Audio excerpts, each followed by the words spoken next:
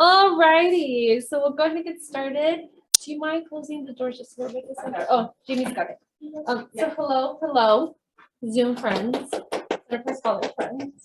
It's so nice to see you. Today we're going to do a little bit of the academic planning. So we're going to talk a little bit about the tightened degree audit. Ooh, let me try this again. We're going to talk a little bit about your academic journey at Cal State Fullerton. We're going to review the tightened degree audit, which is going to be really helpful as you're planning out your classes. And this is going to be one of the many tools you'll be able to utilize during your time here at CSUF. The first time that I reviewed a tightened degree audit, I know it was very confusing to me. So I'm sure many of you may share the same sentiment, which is why we're going to spend a little bit of time on it. Additionally, we're going to talk a little bit about how you can satisfy your academic advising requirement, because we know that is one of your program requirements, as well as this is the time of the year where we're getting ready for registration. So we'll talk a little bit about that. We're going to talk about some academic advising resources available to you, and we're actually going to spend some time together to start an academic plan. So at any time, if you all have any questions, you're more than welcome to stop, ask the question. Darcy is on the Zoom, so she's able to answer the questions pretty quickly in the chat. And Darcy, if you see a question that you feel would be good for us to address in the presentation, please feel free to unmute and share that out so that we can make sure that everybody gets the right information. And then, yeah, I think that's pretty much it. Let's get started. So, oh, I do see a question in the chat, but Darcy, let me know if we need to address it. So starting off with your academic journey at CSUF, and I know we have some first year students as well as some transfer students. So if you have any questions specific on your situation, please let us know. But in general, this is what your academic journey at CSUF will look like. You must complete all general education requirements. Depending on the year that you come in, that's what will determine what your general education requirements are. For the most part, you need a minimum of 48 units that you must satisfy. You also need to complete your major requirements. Depending on the major that you have chosen, that will determine how many units you will need to complete in order for you to meet your major requirements. And then sometimes what will happen is that your major requirements and your GE requirements don't always get you to the 120 units that you need in order for you to graduate. So that's where we add additional courses in the meantime. And this is where a lot of folks will sometimes declare a minor, or they will declare a double major because they have the space in their educational journey to do those things. And that's where doing some academic planning can really help and see if you are able to do some of those things like declare a minor, declare a second major. And at the bottom, you will see that you need 120 units to graduate. For our friends who are in the Bachelor's of Fine Arts or some of our music majors, they have to complete 132 units, so just keep that in mind. But if you're not one of those programs, 120 units is the minimum that you need in order for you to be able to graduate, as well as maintain a minimum of a 2.0 GPA. Now, can you have more than 120 units to graduate? You absolutely can. It just, again, depends on your academic journey, what you want to do here at CSUF. And I know sometimes some of our transfer students, or if you have some AP classes, that will get you over the 120. And again, that's perfectly fine. Any questions? Pretty straightforward, right? Yeah. Let's move on. So a lot of the questions that I get, sometimes it's like, well, I am going to school to become a psychologist. Why do I need to do general education courses? And that's a really good question. Why GEs, right? And this is something that's standard across the board for all of our majors. So no matter what your major is, you will have to do some general education classes. Some general education courses will overlap with your major. So that's something to keep in mind as you are completing your general education requirements. But in general, it gives you a foundation of a university education and also diversifies what type of knowledge you are getting. Because if I'm coming in as a psych major and all I'm doing is focusing on psych, there are some things that I could be missing out on that can be really helpful in just being able to navigate the workforce as a professional, right? So things like critical thinking, enhanced writing skills, a capacity for lifelong learning. And I know that sounds kind of weird, but it's like really, you want to continue to grow and develop as individuals.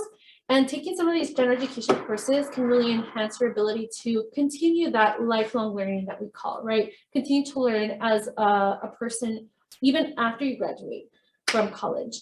It also allows you to take classes outside of your major that sometimes you may not even know, but you may find some really interesting topics there. So sometimes in science, social sciences, arts, humanities, personal development, what else do we have?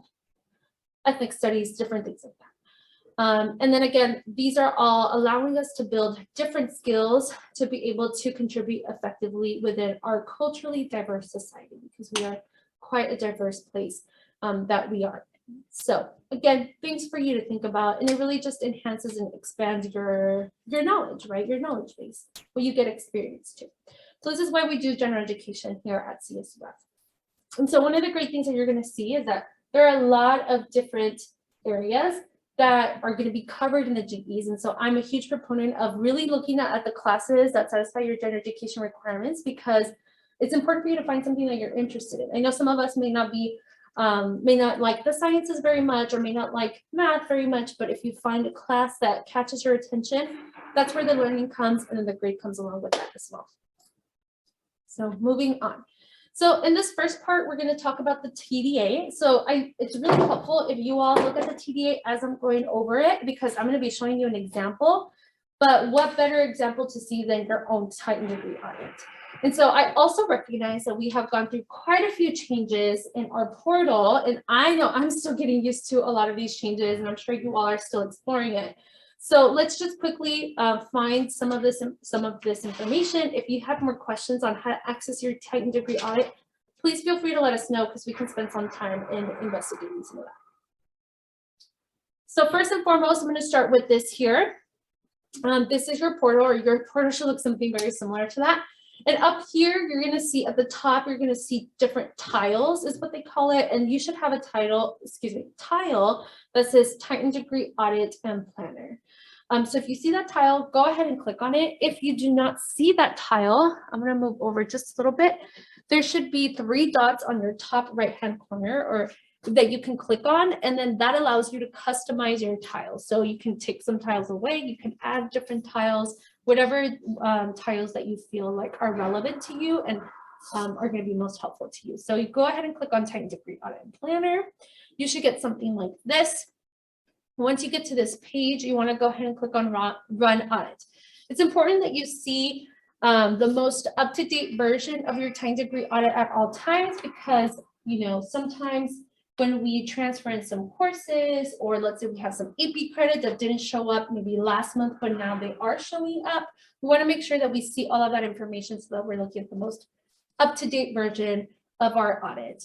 So you go ahead and click on Audit, and then, whoops, went a little too far. Then you should see something like this. You're going to see an HTML version of your audit and a PDF version of your audit.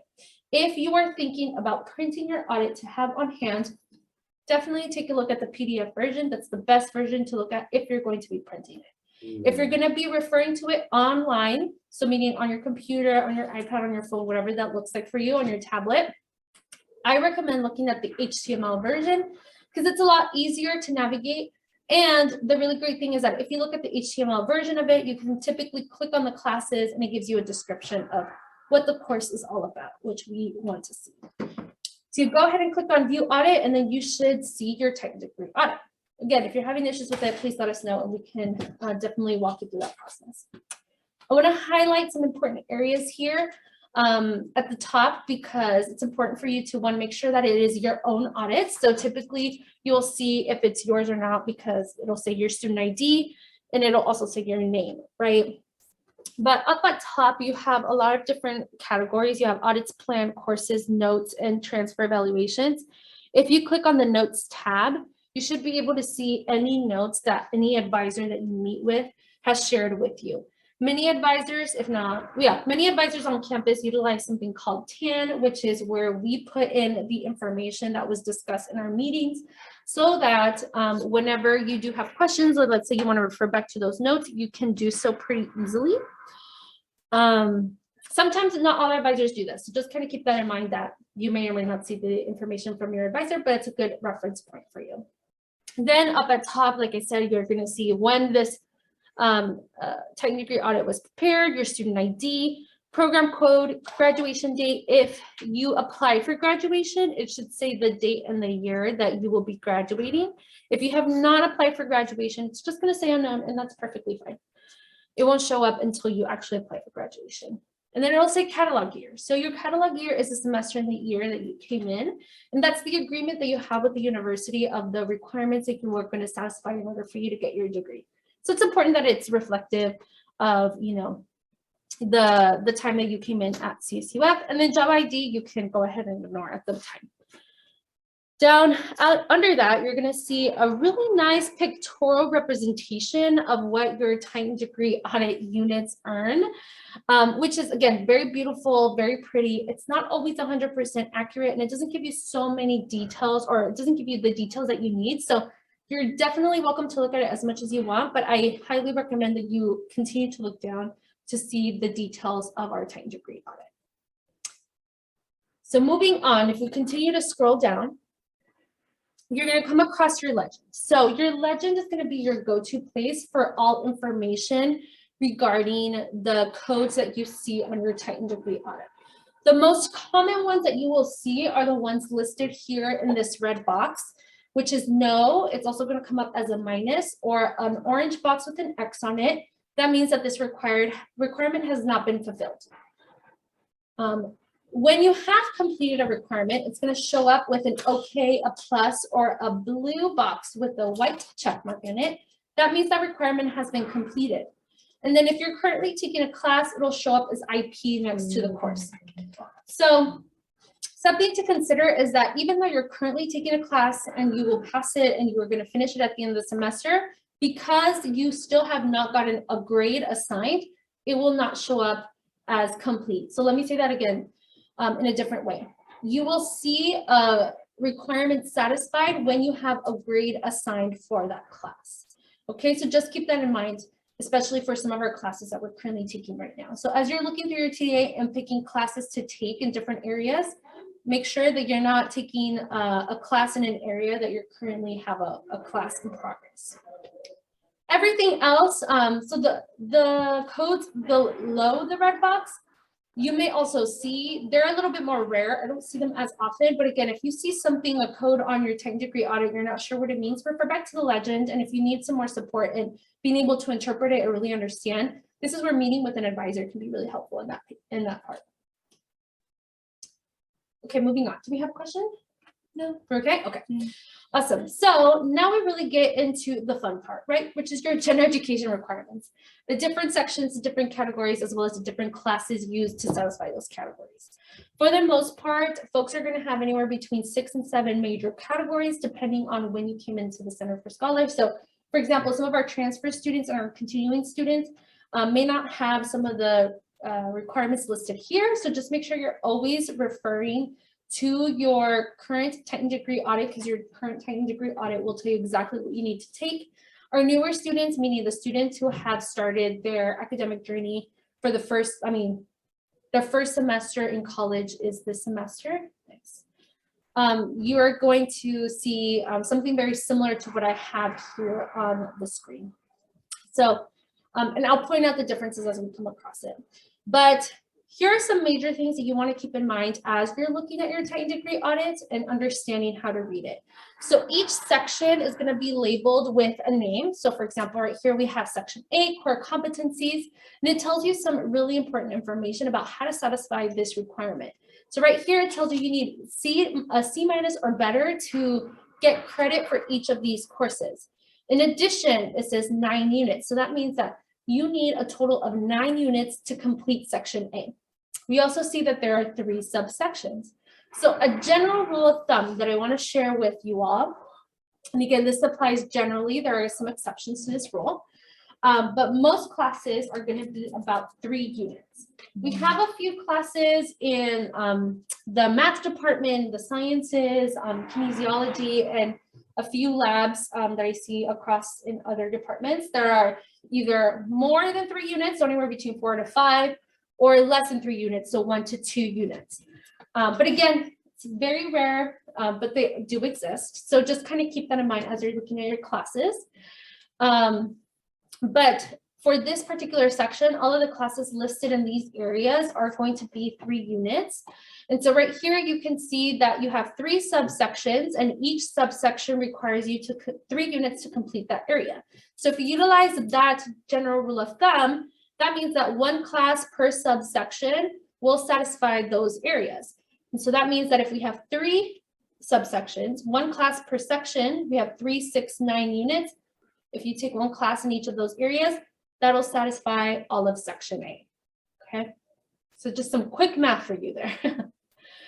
Now, you will see that if you are transferring in units or you have a course credit, that may look a little bit different. So this student in particular took a class at Santa Ana College, and they actually earned 4 units for that class. That's perfectly fine. They have met the minimum 3 units. So just know that, again, if you have some transfer units in there, it may look a little bit different. So just make sure you're reading it carefully, but you can also see that this person has a green box with a check mark. This is an old TDA. That's why we have those colors. But that means that they've satisfied those areas, okay? So that means that the student can move on to the next section, or you can move on to other sections.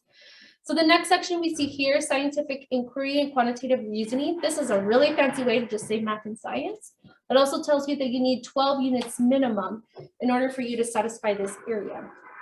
Already a difference that I see between section A and section B is that you don't have that needs a C- or better, which really means that you can pass the rest of the classes in the rest of your TDA with a D, with one exception. And that exception is B4. So if you can see, if you scroll down to B4, you're going to see that it says mathematics, quantitative reasoning, 3 units maximum, needs a C- or better. So section A1, A2, A3, and B4 make up the golden 4, which are the 4 areas that the university wants you to complete by the end of your first year. So just keep that in mind, that those areas need to be completed with a C- or better. The rest of your time degree audit, you can get away with satisfying that area by getting a D. Now, we want you all to try your best in all of these classes. So we want to make sure that you are passing it and making sure that you're earning a GPA above a 2.0 so that you're able to get your degree. But I know sometimes life happens or certain things happen. And if you do end up getting a D in one of your classes outside of section A1, A2, A3, and B4, you will see that area satisfied.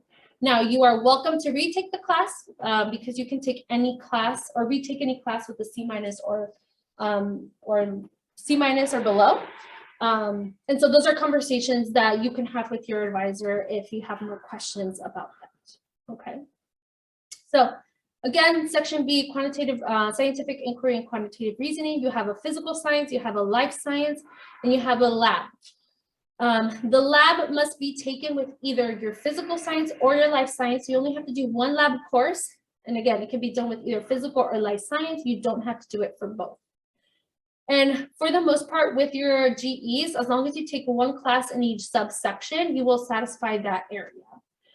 If you're interested in learning more about what these course options are, right, because we see physical science here and it has all of these wonderful options, but you only need to take 1 class in this area, you can click on these classes or the class with the line underneath to get a description of what those classes are. If you click on the class, it also tells you how many units each of those classes are. So again, this helps if you're looking at some of your math and science and you're not sure if it's 3 units, 4 units, or more or less. Just go ahead and click on the class and it'll give you a lot of really good information there too. Any questions? No. Okay, perfect. We keep going. Okay, just another view of section B. One other area that I want to highlight here with section B is that when we get to section B5, you're going to see some more information that looks a little bit different from the other areas. Specifically, it says upper division units must be taken within the CSU. This addresses one of your general education requirements where you must take 9 units upper division at Cal State Fullerton or at a Cal State in general. And so for our first year students, meaning this is you're starting your first year at CSU Web as a first-time freshman, as long as you take 1 class in each area for your GEs, you will be meeting your requirements. This is something that a lot of our transfer students do need to keep into consideration because you're going to see like, oh, I've met all of my GE requirements, but If you haven't met that 9 units upper division within the CSU, that means that you may have to take another class in one of these areas. And there's 3 areas where this is going to show up in.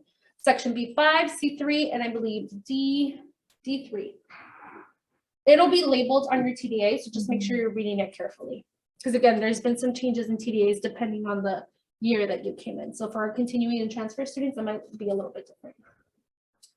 Okay, we keep going. So then we come to section C. Let me see if I can get rid of this guy here for a minute. Okay, cool. For section C, this is arts and humanities. So this is where you're going to see some classes like Spanish, or if you took any languages, French, or Italian, Japanese, but you're also going to see like some history. You're going to see some art. You're going to see some dance. You're going to see some theater. So again, this is a really great opportunity for you to get creative and find classes that you find interesting. This particular student has already taken a class in C1 and C2. For our students who have AP credit, if you took a AP language class, this is where you're going to start to see some of that credit. So if you've taken, let's say, an AP language, for example, AP Spanish, and you haven't submitted those scores, you want to make sure you do so as soon as possible, because chances are you may get C2 satisfied with that requirement, depending on the scores that you get. But here we see another area that says upper division units must be taken within the CSU. And I forgot to mention this earlier, but I'll mention it now. Any class that's 100 level or 200 level is considered lower division. So that's recommended, especially for first and second year students who are getting started. Upper division classes are anything that's 300 level or above. We recommend for you to wait till your junior and senior year to take some of these classes, because sometimes they have prerequisites like you must be junior standing. That means that your class will not let you, or you will not be able to register for your class unless you're junior standing or above. Or sometimes it has other prerequisites like you must complete C1 and C2 before you take this one class. So just make sure you're reading through those descriptions very carefully to ensure that you're picking the right classes that work for you. For some of our students who come in, oh yes, question. How do you know that it would need a prereq? Because I'm looking at mine, and because I had last week I was like figuring out how I want my agenda or my classes to be next month, next semester. How would you know if it needs a prereq, so I don't try and sign up for it? That's a really great question. And so what you would do is, you see how these classes have lines underneath? You can click on them and it'll give you a description. Let's see, so like this one. So right here, it doesn't say anything. So if it does have a prerequisite, it will typically have like prerequisite, and it'll tell you what this would be safe to take. Yes, if it doesn't say any prerequisites, that means that you don't have to worry about taking other classes or anything like that, and you are welcome to register for that class. Yes, other questions? No, also like if she wants to, if she's looking at her audit and it doesn't have a description, or you see on the catalog, Yeah. I'm just waiting. Yes, great point. So Yeah. another way to look at it, in case the TDA is a little wonky or it doesn't have a description, is if you go to the CSUF course catalog. So I typically Google it and it should be one of the first things that come up. But what's the actual website? I think it's catalog.fullerton.edu. If you go it that way, then you're going to make sure that you see the most up-to-date version, because there's different versions of it. So you want to make sure you're looking at the 2021 to 2022. I don't know why that was so hard to say. 21-22 school year. You can also search the class. You just put in like dance or DANC 371 and it'll come up. So thank you for that, Cassandra. Okay, any other questions? Comments, concerns? Okay, cool, awesome. So let's keep going. I think I was in the process of saying something, but I don't remember. Oh, but and then for C3, so if any of the, because see how it says take one of these, because it's only 3 units. Yes. So, and then these as well, like what, so any one of these ones. Yes, absolutely. So section C, it's kind of interesting because not only do you have C1, C2, C3, then at the bottom, it's a little hard to see here on my screen, but for folks in our Zoom, you might be able to see it. It says additional course in C1 or C2. So that just means you just have to take another course that comes from the C1 or C2 category. And so it's already listed all of the Okay, options that all you have. these, okay, so this is just like a repeat, Yeah, basically, it's okay. another section requirement, but instead of calling it C4, they called it additional course in C1 or C2. Okay, because it's part of the C1, C2 courses. And so as we're taking classes, they're going to be listed under their separate sections. So that helps it helps you keep track of where you're at and what areas you still have to complete. So if I would take one of these, I would complete C3, like this So one. this one will complete the C1, C2 Oh, okay. additional course, This right? one. So that's a And separate then course. one of these will complete this. C3, Okay. yeah. makes sense. So make sure you're just checking the classes under each subcategory because all of those classes meet that one particular category. Mhm. Great questions. Okay, I'm gonna keep moving forward. Oh gosh, let's see. Oh, there it is. That would have been easier to see. Okay, then we come to section D. And section D says 9 units minimum for our continuing and transfer students. This may look a little bit different for you already. So this is more so reflecting what our first-time freshmen or first-year students are going to see. So again, just make sure you're reading what you see onto your TDA. Right here it says at least 2 different disciplines are used in area D. So a lot of the classes that you're going to see in area D are going to be very history based. It's really easy to take history in each of the categories, and you technically would satisfy each area. However, you want to make sure that you're utilizing 2 different disciplines. That means that if you really like history, that's awesome, but don't just take all classes under history. Make sure it's 2 different majors or 2 different departments. So you can do like anthropology and American studies, or you can do, an econ, an African American studies course, and a history course. So make sure you're adding some variety in there. And again, same concept. 3 units to satisfy each of those areas. 1 class from each of those areas will satisfy each section. Then we get to E, which is lifelong learning and self-development, another 3 units. An area that I want to show here is that it says upper division courses taken in area E will not satisfy the upper division residence GE requirements. So what this means is that it says, hey, there are some upper division classes here, but this is not going to meet your 9 units upper division that you have to complete for your GEs, because they really want you to take those upper division units in sections B, C, and D. Okay, so just keep that in mind. Again, if you follow your TDA, you take 1 class from each of those areas, you should have no problem in meeting those, but this is where meeting with the GE advisor can be really helpful to just make sure that you got those sections completed.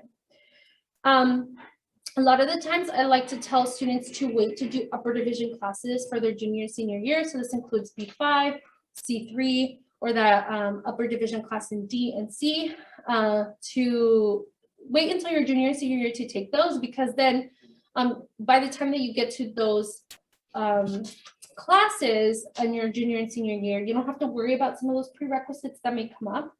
But also it's really good to mix a little bit of your major and your GE courses during your time at CSUF, so you're not just heavily taking like major classes in 1 semester. That can be kind of exhausting, or it allows you to have a little bit of variety in your day when you're able to mix it up a little bit. So section E, again, just take one of these classes in one of these areas. Another thing for you to consider is that many of these areas have classes that overlap with some of your majors. So for example, I'm looking at this one, right? Section E, you guys see Huser 300. I believe Huser 300 is a requirement for Huser majors or human services majors. So this is why it's really important to check in with the major advisor, because they'll be able to identify if there are certain areas in your technical degree audit that overlap with your major, which is kind of nice because that means that this 1 class will satisfy both a GE and a major course. And that allows you to be very strategic with your classes, especially if you're thinking about declaring a minor. But again, having those conversations with your major advisor will definitely help in being able to determine those things. Moving on. Okay, so this is another area that looks a little bit different for our new students and our continuing students. For our transfer and our continuing students, this is an area that you probably don't have on your transcript, or I'm sorry, your TDA, so don't worry too much about this. So for our new students, a lot of you have this ethnic studies requirement with section F. Again, upper division courses taken in section F will not satisfy upper division GE, so similar to what we saw in section E. But if you do take an upper division class in this area, it will satisfy section F. And so you have a few options there for you to choose from as well. And then we get to section Z. So section Z is a cultural diversity requirement. And as you can see, it doesn't have a unit, a number of units needed to satisfy that area. Instead, it says 1 class required. So this is something to keep in mind because there are some classes in section Z that you will be able to see and find in other sections like section C3, section D, D4, D3, I don't even remember what D anymore, but you'll see those come up. So this is an area that is good to know because there is a possibility that you take 1 class and it satisfies 2 general education areas, Z being one of those.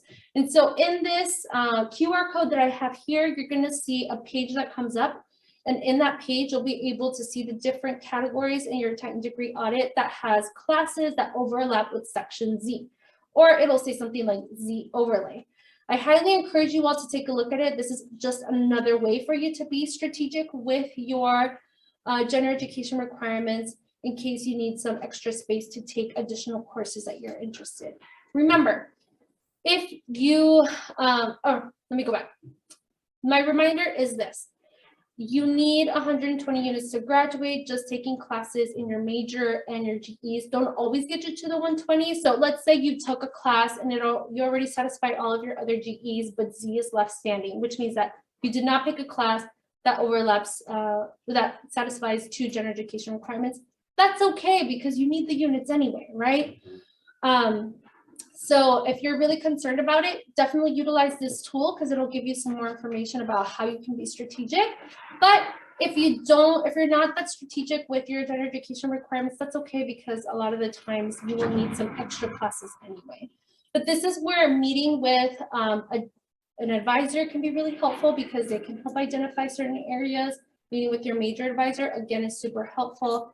And then meeting with us to do academic planning can also be really helpful because we can help you identify and see if you need to take another class or if you have space where you need to be strategic with your requirements. Okay? Any questions? No questions. You're good? Okay. I've gone over the TDA so much. You're like, I'm a pro at this. I'm so glad to hear it. I am. Next time you can facilitate this work. How about that? No, I'm kidding. We love it. This is all really good information for you all to know. Okay. So after the general education requirements, we see major requirements. So this is where, again, meeting with a major advisor is super important so that you can see so you can learn a little bit more about what you need to do for the major. Sometimes the major will tell you how many units you need to satisfy the whole major. So for example, psychology is asking for 41 units. And then you can see the different subcategories. You're gonna see that you may not have as many options like you have with your general education requirements. So it's very important that you're reading this very, very carefully. Again, in conjunction with your major advisor, because they can help you interpret what it means to take 9 units for lower division courses, right? There's only 3 options. So does that mean you take all 3 options? Is that just, do you have other options? That's a conversation for your major advisor. Alrighty. Moving on, you're going to see some important information in your TDA. You definitely want to take some time and look at, goodness, we're going to get this one day. Okay. But then if you continue looking down, you're going to see your GPAs. And some of you may see 2 GPAs, some of you may see 3 GPAs, some of you may even see 4 GPAs. You may see a transfer GPA, meaning it's the GPA is calculated based on all the classes that you've transferred into Cal State Fullerton. That doesn't include AP courses because AP courses do not contribute to your GPA. It just means like classes that you've taken at the community college or things like that, or at other colleges as well for folks who are transferring different schools. You will see a CSUF GPA, meaning GPA just on the classes that you've taken at Cal State Fullerton. So at this time, the student had only taken Read 201A over the summer, so they had a 4.0 GPA because that was the only class they had taken at that time, and they've gotten grade 4. You may also see cumulative GPA. So cumulative GPA means all the classes that you've taken ever, transfer included, CSUF classes included, and everything else.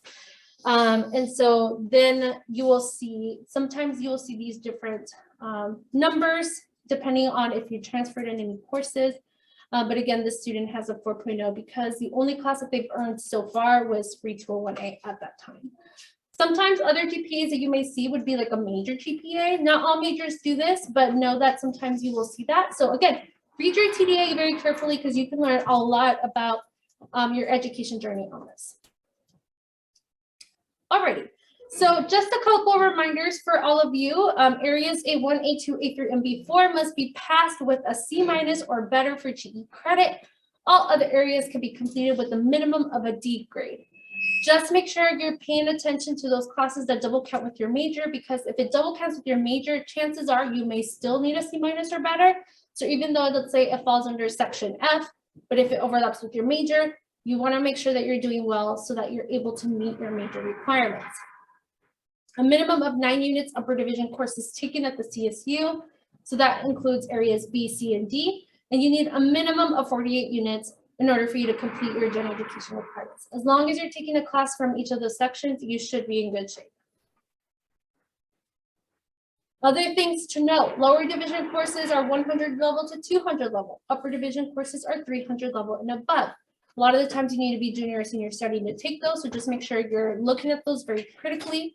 I remember what I was saying in my previous statement is that sometimes we have students who are technically first-year students, but they have a lot of units. So they're like sophomore standing or junior standing. Again, you want to focus on finishing up those lower division courses first, but if you run out of lower division courses, chances are you may be ready for some of those upper division courses. Just keep in mind some of the prerequisites that I listed that sometimes courses have. And then some major courses overlap with your GE courses. So again, meet with major advisors. They are experts in the major. They can highlight and point out some of those areas.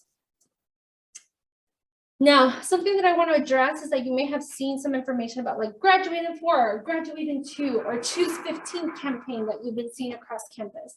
This helps you graduate in the 2 to 4 years. So it just means taking 15 units a semester can help you meet that goal of graduating in 2 and 4 years. However, I also want to keep in mind that this does not include any summer courses, any transfer units that you've taken. So if you've come in with some transfer classes, chances are you may not need to take 15 units and still graduate in 4 years. So again, meet with an advisor, but also meet with us so that we can help you create those academic plans and see if you will need to take 15 units after all.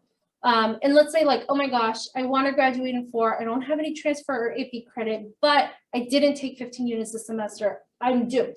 You are not doomed. I promise you that. You are not doomed, because you can utilize the summer intercession if you need to add more units for that year. So instead of thinking of 15, try thinking of it as 30 units per year. And then that way you can even utilize summer strategically to help you meet that 30 per year. Okay. Feel free to ask any questions if you have them. Okay. So ways to be successful is just make a plan. Because I know sometimes a lot of students are like, oh no, boys, because I have to take 15 because people have told me that. But if you have a ton of transfer credits or a lot of AP units, you may not have to. So maybe you can take it easy on your last semester. Or, you know, we can take a look at different options. And then you always want to set yourself up for success. So this really comes in handy to think about. Actually, you should be thinking about this all the time, but it's having a lot of self-awareness. So it's like, hey, I'm not that great at math. But I need to make sure that I'm taking math, right? I probably would not take math over the summer because summer intercessions go by really quick. It's 16 weeks worth of information squeezed into anywhere between 5 to 8 weeks. And so if the class is going to go faster and I'm not that great at math, me taking a summer math course may not be setting myself up for success. So maybe I'll think about taking a political science course instead for the summer to get ahead on some of those units. So again, self-awareness is key. Make sure you know yourself so you can set yourself up for success each semester. Alrighty, so how do we satisfy this academic advising requirement we're all talking about, right? You want to meet with a GE or a major advisor across campus at least once a year. So your major advisors will tell you, hey, these are the classes you need to consider. They'll help you understand what your major advisors are. And then once you've met with the GE or major advisor, you want to start putting your plan together, and that's what we're going to be working on in a few minutes here. And so your academic plan will help you look at your academic journey in a different way. But you've come to the first workshop, which is great. Come to our second workshop, because our second workshop is just going to be all about academic planning. So that means that we're just sitting here answering questions, We're going to help you identify some important things for you to consider, but after that, we're going to help be here to support you as you're creating your academic plan. And that starts Wednesday and Thursday. So we'll give you some more information about that. So once you have your academic plan, once you've gotten advising, you want to go ahead and complete the Canvas assignment that says academic advising and academic planning requirement. It's going to ask you some questions. You're going to upload some information and boom, you are done. You've met your academic advising requirement. So remember, registration starts as early as October 26th. Registration dates have been assigned. So make sure you're checking your portal so that you can find your registration date and time. Some of you may see multiple days and times. You want to look at the one that comes up first. So let's say that on your portal, you see October 29th and November 11th. You want to go with the October 29th date and time because that's when you're going to be able to register for classes. But to get some academic advising, you can visit the Academic Advising Center. They are Gen Education advisors, so they can help you understand your TDA a little bit more, but also go into depth on which courses are available for you to take for your GEs. Meet with a major advisor is so important. It's important for you to check with them at least once a year to make sure that you are on track with your major. And then you can also visit a college-based student success center. For some of our students who joined us during Smart Start, you know that each college has a success center, and that's part of your team of people there to help you and support you. This is part of your village. So make sure you're utilizing them. Now, do you have to meet with one of each of these? No. You can go to your Gen Education advisor at the Academic Advising Center and a major advisor, and that's going to be enough. So you can also just go to your major advisor, and they can also tell you a lot of really important information. And then if you are a student that is a part of EOP, Tuffy's Graduation Scholars, the Middle Success Initiative, make sure you're checking in with those programs because sometimes they offer advising and you can use that advising meeting to satisfy your academic advising requirement here. So make sure that, again, you're checking those emails to find out more information. And here is the information about our academic planning workshops. The next one will be Wednesday, so tomorrow, 11 to 12. That's the part 2, so we're just going to focus on creating your plan. And then Thursday from 4 to 5 around this time, again, in the center in Zoom. And if you need additional help outside of our planning workshops, join us for the drop-in sessions. We're going to be able to answer quick questions either on Zoom or online. So make sure that you are checking our schedules to take advantage of those as well. Here are some academic resources. Something that I want to share with you is that a lot of the departments on campus already have a roadmap. It's a general roadmap for students who start their time at CSUF and don't have any, they don't take into consideration any transfer or AP credit, but this could be a useful tool to help you identify what classes you need to take next. So definitely check out those roadmaps. Again, the tool to see which classes overlap with Z, where you can find major advisors. Make sure you're checking at that. If you're not sure where to find your major advisor, come and let us know. We're happy to help you identify those things. Also check Canvas because all of this information is also posted on Canvas. If you're not sure where to find your success center, that's the link there. And then GPA calculator can be very helpful in being able to determine what GPA you're going to get to. Alrighty, so that's the general overview of the TDA. Now we have a little bit of time to talk about the academic map. So this is our tool for academic planning. And you're going to see once you meet with your major advisor and other advisors, everybody has their own thing that they utilize, but this is what we utilize in the center. And we find it very helpful because it allows you to see the full picture of your time here at CSUF. So you're not just looking at section by section like it's listed on your TDA. You're not just looking at it semester to semester. You're really looking at it overall. So if you're going to graduate in 2 years, if you're a transfer student, 3 years, 4 years, 5 years, you can start planning that out. So here are some important things that I want you all to take a look at here.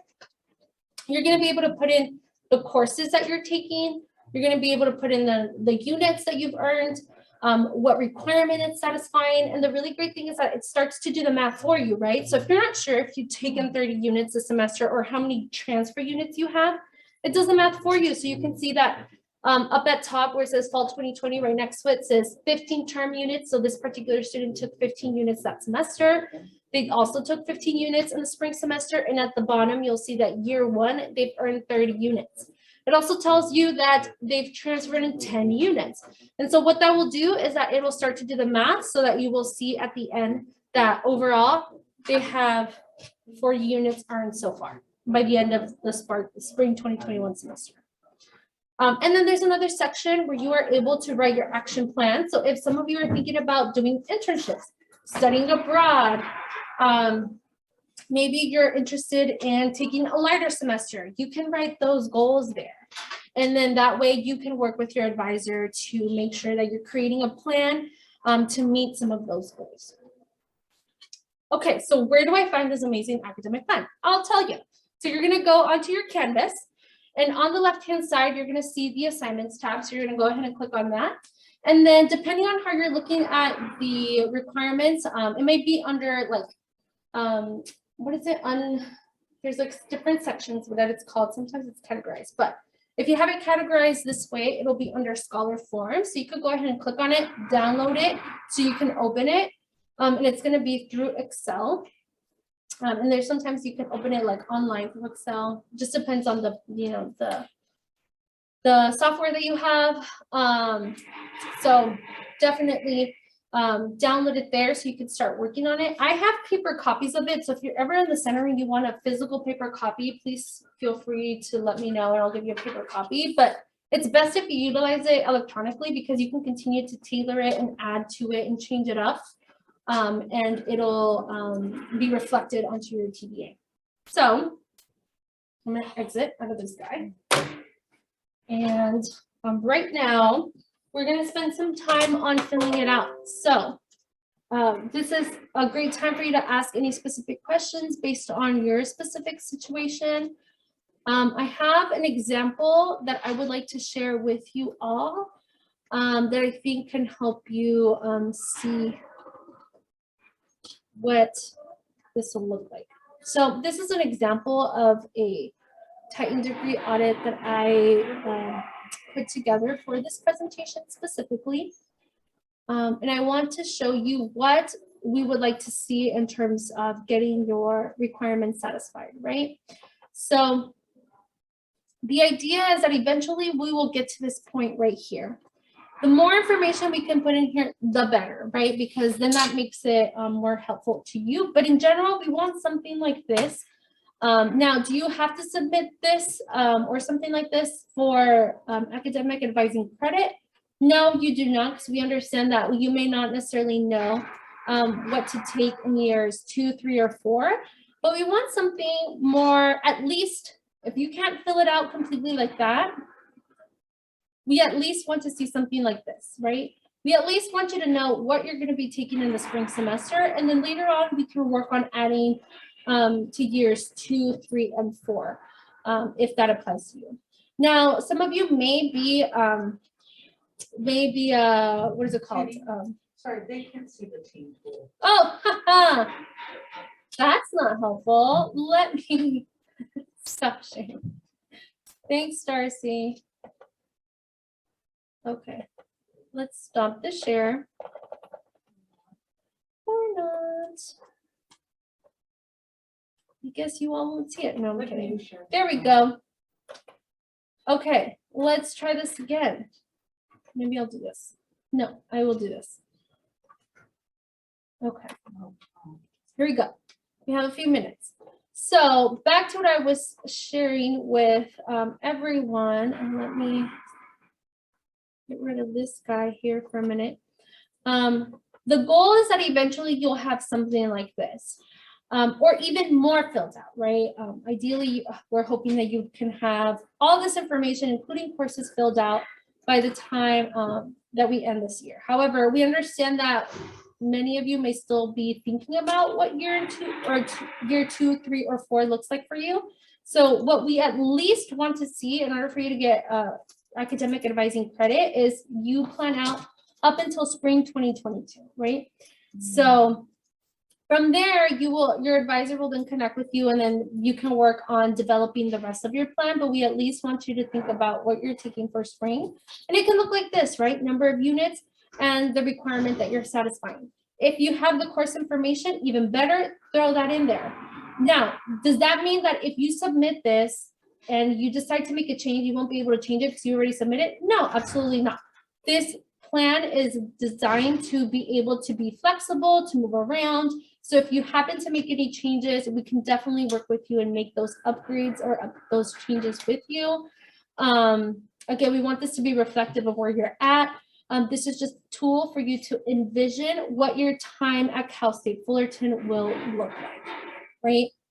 The important things for you to consider and add at the moment is your basic information, so name, campus-wide ID, the degree that you're earning, what your major is if you know that, how many units your major is, again, if you know that. If you can't find that information, it's okay. Your Center for Scholars Advisor can work with you to find that information, or come to our drop-in sessions. That's where we can help answer those questions. Your catalog year, meaning the semester and the year that you came in, and any other information that you would like to add there, and then start filling out what classes you are currently taking. If you download this, some of it may not be up to date. For some of you, may say fall 2019 or something like that. Just go ahead and click on the cell, put 2021, it'll automatically populate for the rest of the semesters. So that's nice, so you don't have to manually do it yourself. Put in any transfer units if you have them and you know how to fill it out. If you need some help with this, come to our drop-in sessions. Come to our session tomorrow, our Thursday, and we can work on filling that out together. Okay, so we have 2 minutes left. Any other questions or any concerns that you all want to address? Just go. Yeah, at this point, that's exactly it. At this point, all we got to do is fill it out. So utilize your Titan degree audit. I recommend having your Titan degree audit open as well as your academic plan, because that makes it really easy to just go through and fill it out yourself. Again, come to our workshop tomorrow, and on Thursday, we'll spend some more time working on this. You can also come to our drop-in sessions for those quick questions. And then your advisor will also, your Center for Scholar advisor will also follow up with you on any questions that they have as you submit these online. One thing I forgot to mention that I definitely want to make sure I say at the moment is that if you are undeclared or you're thinking about changing your major, go ahead and meet with someone at the Academic Advising Center, so a general education advisor, because they will help you in making those decisions. They also have a major exploration advisors there. So again, if you're thinking about different majors, changing them between majors, they can be a great resource to help you narrow down what you would want to declare as a potential major. Okay, alrighty folks, before you all go, if you all haven't left me just yet, I'm going to ask you all to please fill out this assessment. This gives us information on how we can continue to improve and what other questions you all have around advising, so that we can give you the information that you want, not the information that Kenitsa thinks you need. We want to make sure that it is exactly what you need. And then I will see you all around the center. Thanks for stopping by. Yay, go team. Go.